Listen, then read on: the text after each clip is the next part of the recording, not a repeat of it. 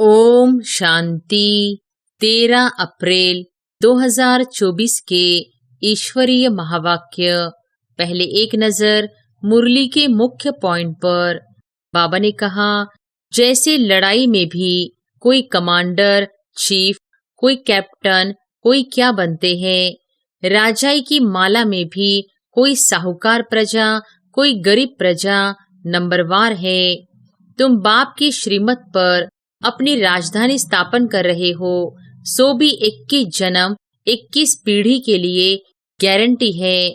वह बचपन व जवानी में काल खाता नहीं। देलवाड़ा मंदिर, अचल घर, गुरु शिखर है। सदगुरु भी ऊंचे ते ऊंच तुमको मिला है, जिसका यादगार बनाया हुआ है।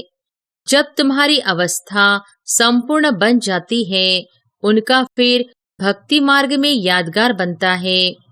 ओम का अर्थ कोई लंबा नहीं है।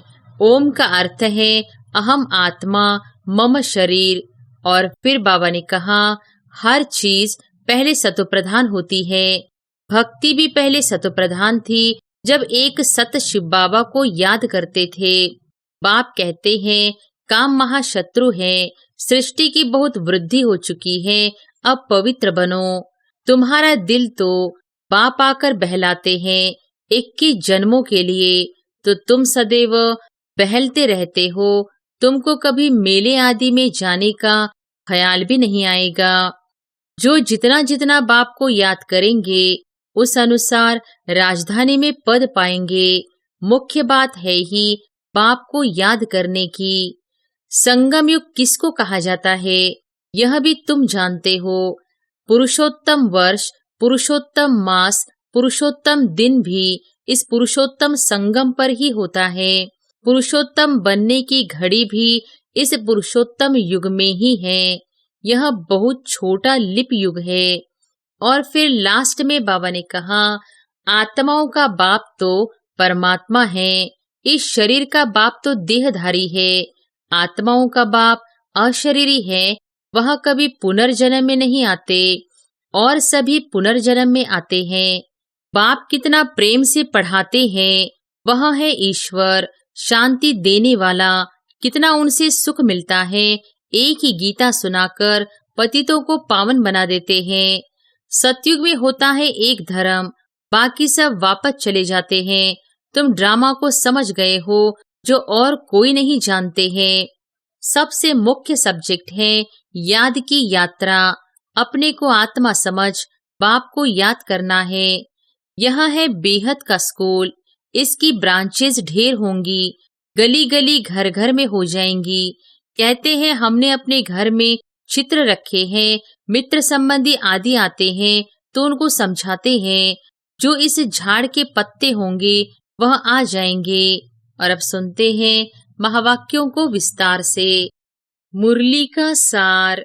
मीठे बच्चे, बाबा 21 जन्म के लिए तुम्हारी दिल ऐसी बहला देते हैं, जो तुम्हें दिल बहलाने के लिए मेले मलाखड़े आदि में जाने की दरकार नहीं।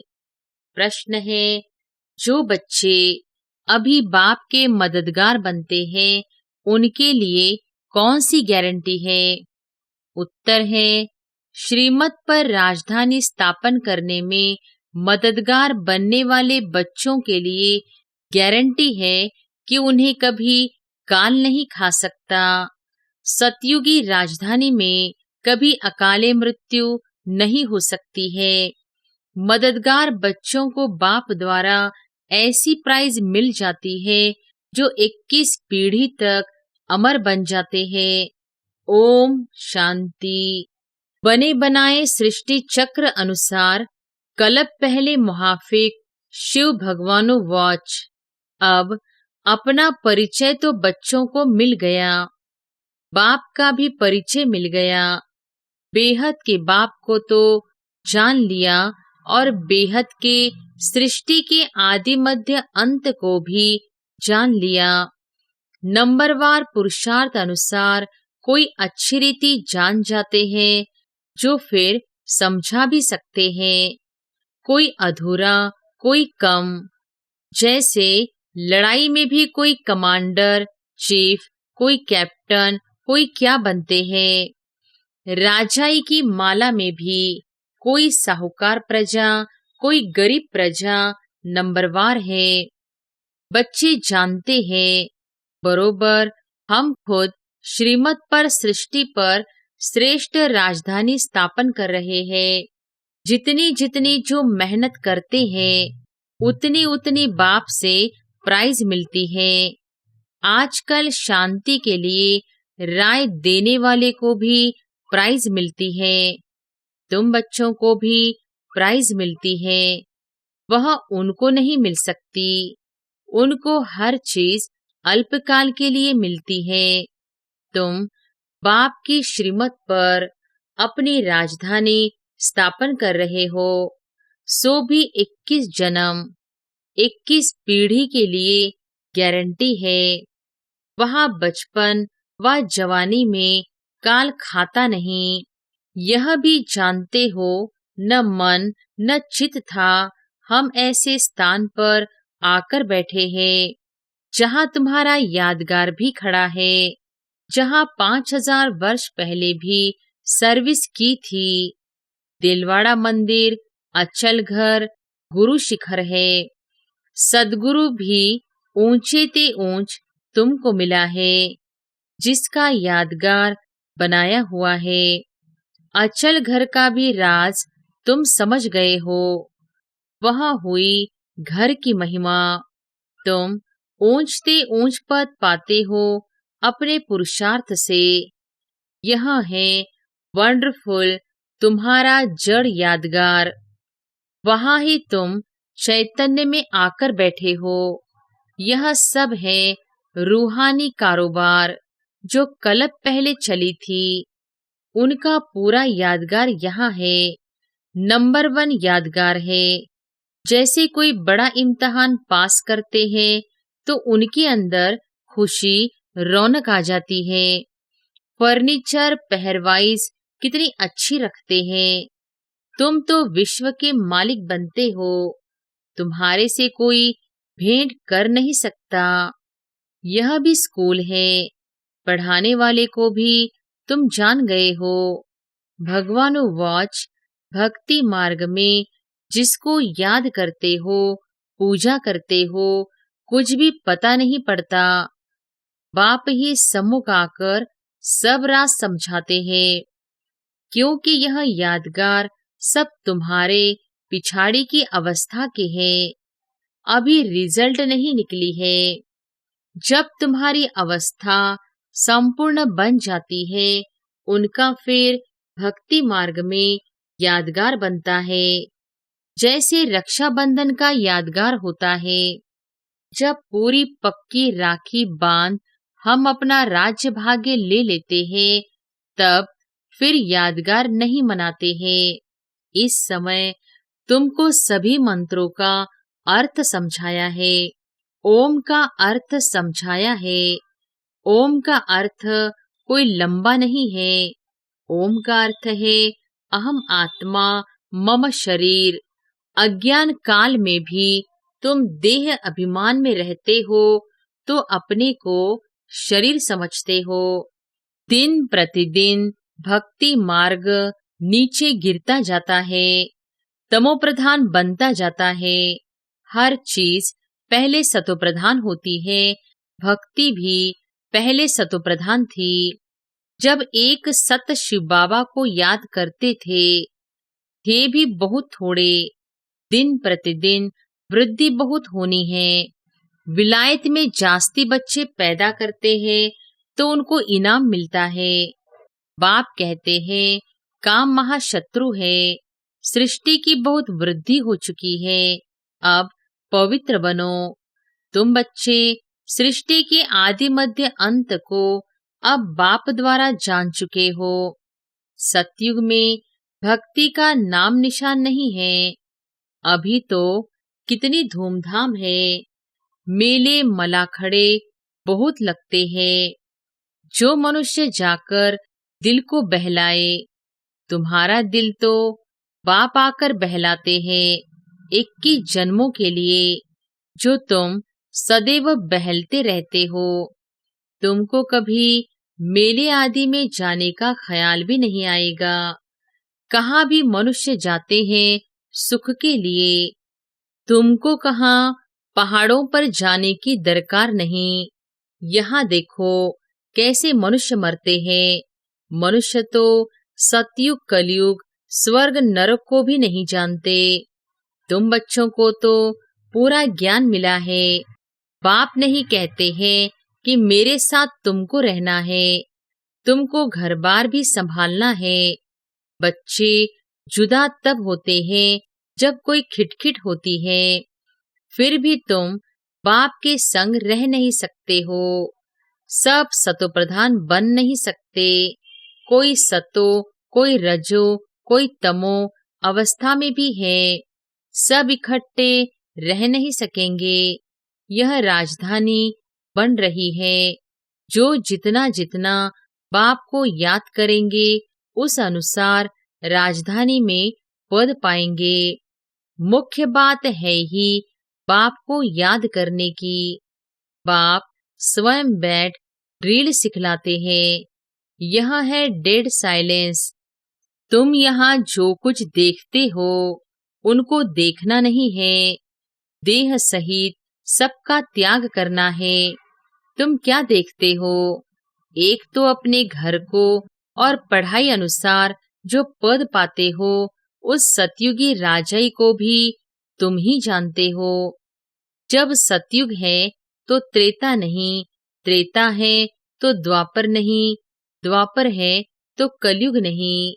अब कलयुग भी है, संगम युग भी है। भला तुम बैठे पुरानी दुनिया में हो, परंतु बुद्धि से समझते हो हम संगम युगी है। संगम युग किसको कहा जाता है यह भी तुम जानते हो। पुरुषोत्तम वर्ष, पुरुषोत्तम मास, पुरुषोत्तम दिन भी इस पुरुषोत्तम संगम पर ही होता है। पुरुषोत्तम बनने की घड़ी भी इस पुरुषोत्तम युग में ही है। यह बहुत छोटा लिप युग है। तुम लोग बाजोली खेलते हो जिससे तुम स्वर्ग में जाते हो। बाबा ने देखा है कैसे साधु लोग अथवा कोई कोई बाजोली खेलते खेलते यात्रा पर जाते हैं, बड़ी कठिनाई उठाते हैं। अब इसमें कठिनाई की बात नहीं, यह है योग बल की बातें। क्या याद की यात्रा तुम बच्चों को कठिन लगती है? नाम तो बहुत सहज रखा है, कहाँ सुनकर डर न जाए। कहते हैं बाबा हम योग में रह नहीं सकते। बाबा फिर हल्का कर देते हैं। यह है बाप की याद। याद तो सब चीजों को किया जाता है। बाप कहते हैं अपने को आत्मा समझो, तुम बच्चे हो ना। यह तुम्हारा बाप भी है, माशूक भी है। सब आशिक उनको याद करते हैं। एक बाप अक्षर भी काफी है। भक्ति मार्ग में तो मित्र संबंधियों को याद करते फिर भी हे प्रभु, हे ईश्वर जरूर कहते हो। सिर्फ पता नहीं कि वह क्या चीज है।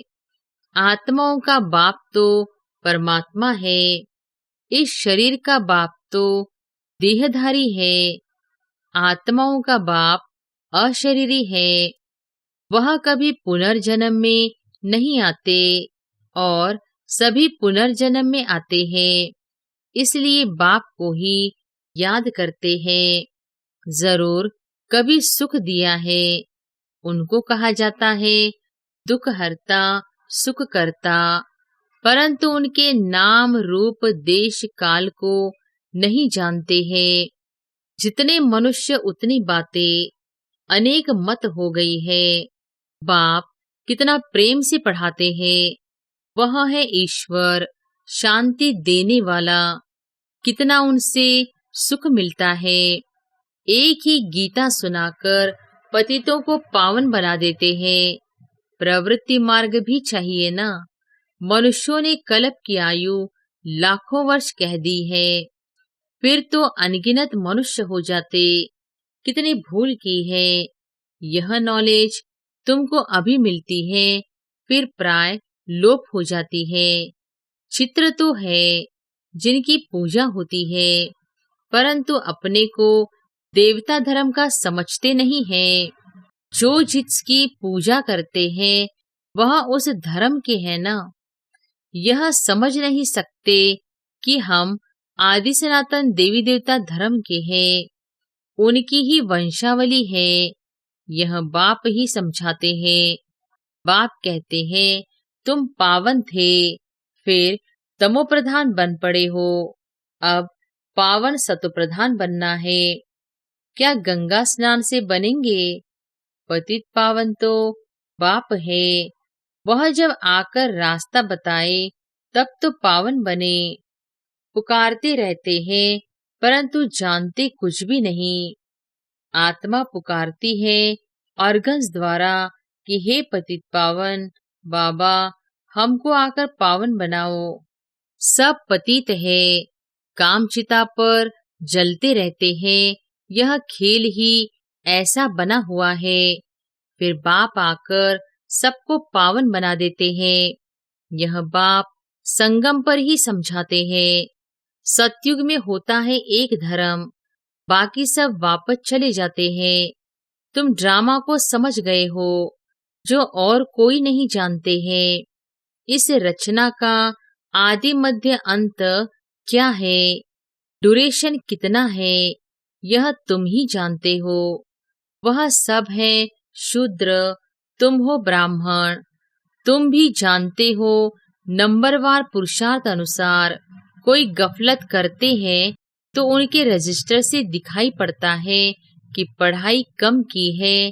कैरेक्टर्स का रजिस्टर होता है, यहाँ भी रजिस्टर होना चाहिए।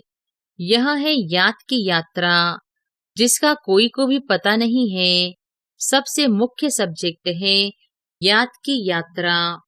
अपने को आत्मा समझ बाप को याद करना है।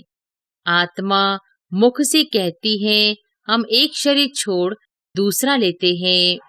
यह सब बातें यह ब्रह्मा बाबा नहीं समझाते हैं, परंतु ज्ञान सागर परमपिता परमात्मा इस रथ में बैठकर सुनाते हैं। कहा जाता है गौमुख मंदिर भी यहाँ बना हुआ है जहाँ तुम बैठे हो। जैसे तुम्हारी सीढ़ी है वैसे वहाँ भी सीढ़ी है। तुमको चढ़ने में थकावट नहीं होती है। तुम यहाँ आए हो बाप से पढ़कर रिफ्रेश होने के लिए। वहाँ गोरख धंधा बहुत रहता है, शांति से सुन भी नहीं सकते। संकल्प चलता रहेगा, कोई देख न ले। जल्दी घर जाओ, कितना ओना चिंता रहता है। यहाँ कोई भी ओना नहीं, जैसे हॉस्टल में रहते हैं। यहाँ ईश्वरीय परिवार है। शांति धाम में भाई भाई रहते हैं, यहाँ है भाई बहन। क्योंकि वहाँ पाठ बजाना है तो भाई बहन चाहिए। सतयुग में भी तुम ही आपस में भाई बहन थे। उनको कहा जाता है अद्वैत राजधानी। वहाँ लड़ाई झगड़ा कुछ भी नहीं होता। तुम बच्चों को पूरी नॉलेज मिली है कि हम 84 जन्म लेते हैं। जिसने जास्ती भक्ति की है उनका हिसाब भी बाप ने बताया है। तुम ही शिव की अव्यभिचारी भक्ति करना शुरू करते हो, फिर वृद्धि होती जाती है। वह है सब भक्ति।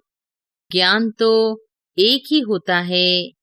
तुम जानते हो हमको शिव बाबा पढ़ाते हैं। यह ब्रह्मा तो कुछ भी नहीं जानते थे। जो ग्रेट ग्रेट ग्रैंडफादर था वह इस समय यह बने हैं, फिर मालिक बनते हैं। ततत्वम एक तो मालिक नहीं बनेगा ना। तुम भी पुरुषार्थ करते हो। यह है बेहद का स्कूल। इसकी ब्रांचेस ढेर होंगी, गली गली घर घर में हो जाएंगी। कहते हैं हमने अपने घर में चित्र रखे हैं। मित्र संबंधी आदि आते हैं तो उनको समझाते हैं, जो इस झाड़ के पत्ते होंगे वह आ जाएंगे, उन्हों के कल्याण के लिए तुम करते हो। चित्रों पर समझाना सहज होगा। शास्त्र तो ढेर पढ़े हैं, अब सब भूलने हैं।